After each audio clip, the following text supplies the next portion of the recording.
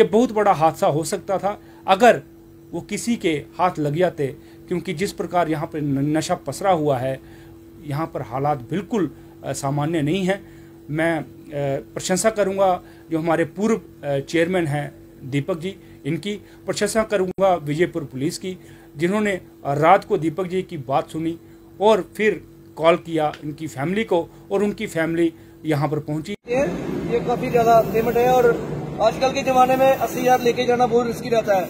500 के पीछे 1,000 के पीछे लोग मर्डर कर देते हैं, तो ये काफ़ी मोटी रकम है। तो मैंने SHO साहब से जब बात की, वहाँ पे पुलिस वाले जो सभी आए, तो ये पेमेंट मैंने पुलिस वालों के सामने चाचू को दी और वहाँ पे नाम रजिस्टर करवा दिया कि इतनी पेमेंट चाचू को मिल चुकी है और उनको सुपुर्द किया और आज वो अपने घर में ठीक हैं। क्राइम बढ़ चुका है, चोरियां बहुत ज़्यादा इस समय चरम सीमा पर है। हमारे विजयपुर जो हमारा म्यूनसिपलिटी का एरिया है, यहाँ पे 2.5 से 3 लाख रुपया हमारे जो व्यापार मंडल के जो लोग हैं, लोगों ने कलेक्शन करके यहाँ पे CCTV कैमरेज लगवाए थे विजयपुर में, और 3-4 साल से वो कैमरे बिल्कुल बंद हैं। और इतने बढ़िया कैमरे लगाए थे कि अगर कोई 1 रुपया का सिक्का भी गिरता था तो वो दिखता था। उसका कंट्रोल रूम जो है वो विजयपुर थाने में था। बड़ी अफसोस के बाद साथ में कह रहा हूँ कि वो 3-4 साल से बंद पड़े हैं। नमस्कार दोस्तों, आप देख रहे हैं जम्मू परिवर्तन। मैं आपका दोस्त अजय सलाथिया। दोस्तों, बीती रात मेरे पास एक वीडियो पहुंचती है और वीडियो एक बुजुर्ग यहाँ पर विजयपुर रेलवे रोड पर दीपक जी को मिलते हैं और उनके हाथ में तकरीबन 80,000 रुपया था। और वो वीडियो आपने देखी होगी जो रात को अपडेट हुई थी। क्या वो बुजुर्ग अपने घर में पहुंच गए, क्या उनके जो रिलेटिव हैं उनको लेने आए थे, और किस प्रकार दीपक जी उन्हें लेकर पुलिस स्टेशन पहुंचे। ये जो मसला है ये तकरीबन रात के 9:30-10 बजे का मसला है। और वहाँ पे कुछ युवा थे, उन्होंने मुझे कॉल की कि कोई बुजुर्ग हैं जो बिल्कुल मेंटली अपसेट लग रहे हैं और आप 1 मिनट आओ, देखो मसला क्या है। तो जब मैं वहाँ पे पहुँचा तो मैंने देखा कि वो वाकई में उनको ये पता नहीं था कि वो कहाँ पे हैं और मेंटली वो ठीक नहीं लग रहे थे। पहले मैंने सोचा कि शायद हो सकता है कि ड्रिंक वगैरह की हो, लेकिन ऐसा भी कुछ नहीं था। फिर जब मैंने उनसे बात की, उनको मैं एक जगह लेके आया विजयपुर में अपनी शॉप के पास, तो वहाँ पे बिठाया, उनको पानी शानी पिलाया। तो मुझे ऐसा लगा कि या तो उनके साथ कोई शरारत की है।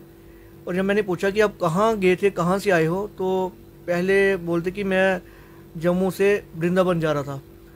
तो फिर बोलते अब मैं यहाँ पे उतरा हूँ, मुझे पता नहीं मैं कहाँ पे पहुँचा हूँ। तो हो सकता है कि ट्रेन में आजकल क्राइम बहुत ज़्यादा है, हो सकता है कि उनको कोई टैबलेट दी हो जिससे वो मेंटली कुछ हो गए, डिस्टर्ब हो गए।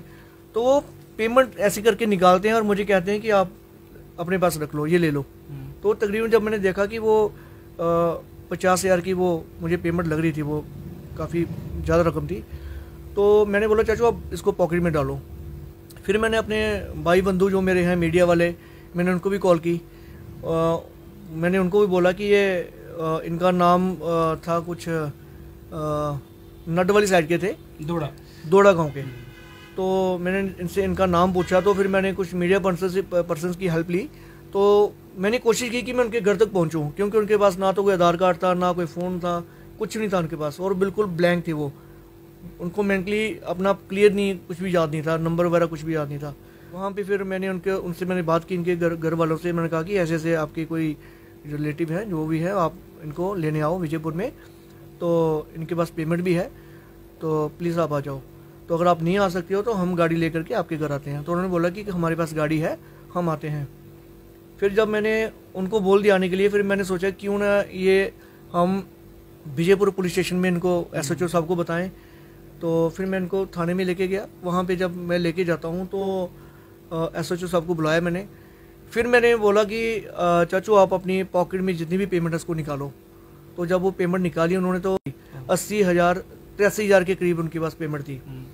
तो 80,000 पेमेंट काफ़ी ज़्यादा होती है। और जब मैंने देखी तो वो इनकी जो परिजन थे, जो रिलेटिव थे, वो भी आ गए वहाँ पे।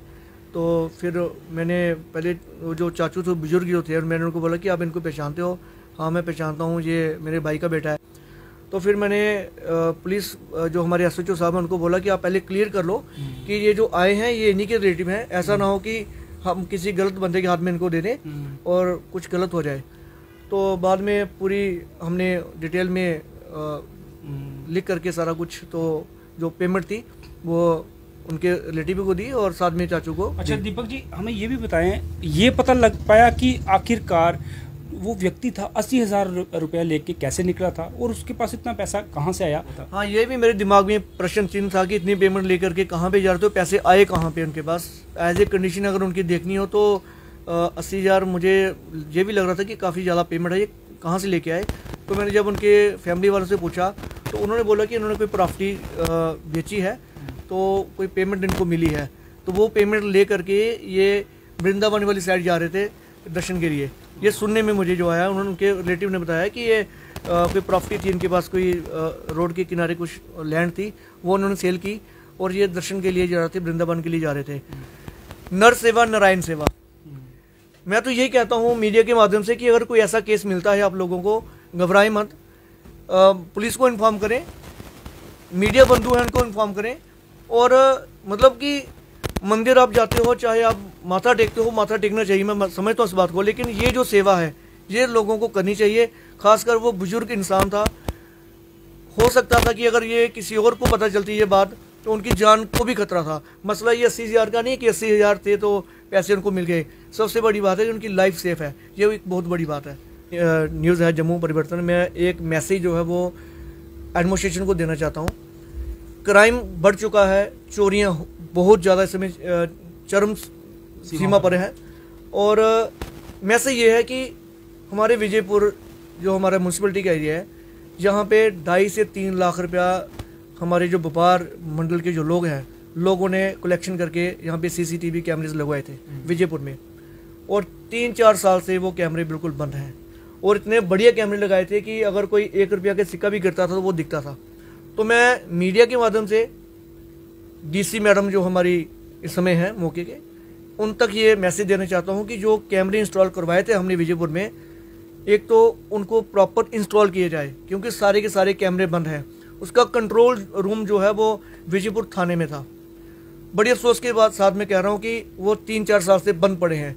कितने एक्सीडेंट होते हैं, कितने मिलिटेंसी के वाक़ये कोई हो सकते हैं विजयपुर में, कितनी चोरियाँ यहाँ पे हो रही हैं। तो मैं चाहता हूँ कि वो कैमरे इंस्टॉल किए जाएँ ताकि हर आने जाने वाले पे नज़र हो। इससे 2 फायदे होते हैं। एक, जो हमारी पुलिस के अधिकारी हैं उनकी ड्यूटी थोड़ी कम हो जाती है। ऐसे पूरा दिन रात को खड़े रहना, कंट्रोल रूम में एक इंसान बैठा हो, एक पुलिस वाला बैठा हो, तो देख सकता है कि कौन सी गाड़ी आ रही है, कौन सी जा रही है, क्या क्राइम हो रहा है। और वो कैमरे जो लगे थे वो रामगढ़ रोड पे नीचे जा करके नहर के पास रेलवे रोड पे, हमारी ये सोने की मार्केट है, क्राइम बहुत ज़्यादा है। ये जो मार्केट है सुनहरा मार्केट है, यहाँ पर हाई सिक्योरिटी होनी चाहिए। अगर आप सिक्योरिटी तैनात नहीं कर सकते, कम से कम CCTV फुटेज यहाँ पे बहुत ज़रूरी है, क्योंकि यहाँ पर कोई भी दुर्घटना, कोई भी हादसा हो सकता है।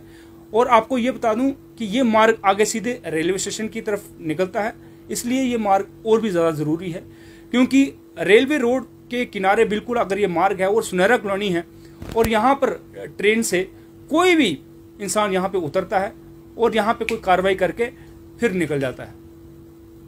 इसलिए दीपक जी का बिल्कुल सही कहना है कि यहाँ पर लाइट की व्यवस्था होनी चाहिए, यहाँ पर कैमरा की व्यवस्था होनी चाहिए, और ये आराम से चैन की नींद सो पाएंगे। जिस प्रकार रात को कोई हादसा हुआ, ये बहुत बड़ा हादसा हो सकता था अगर वो किसी के हाथ लग जाते, क्योंकि जिस प्रकार यहाँ पर नशा पसरा हुआ है, यहाँ पर हालात बिल्कुल सामान्य नहीं है। मैं प्रशंसा करूँगा जो हमारे पूर्व चेयरमैन हैं दीपक जी, इनकी प्रशंसा करूँगा विजयपुर पुलिस की, जिन्होंने रात को दीपक जी की बात सुनी और फिर कॉल किया इनकी फैमिली को, और उनकी फैमिली यहाँ पर पहुँची और उनको सुपुर्द किया, और आज वो अपने घर में ठीक हैं। दोस्तों देखते रहें आप जम्मू परिवर्तन। मिलेंगे फिर किसी खबर में। जय हिंद, जय भारत, जय डुगर।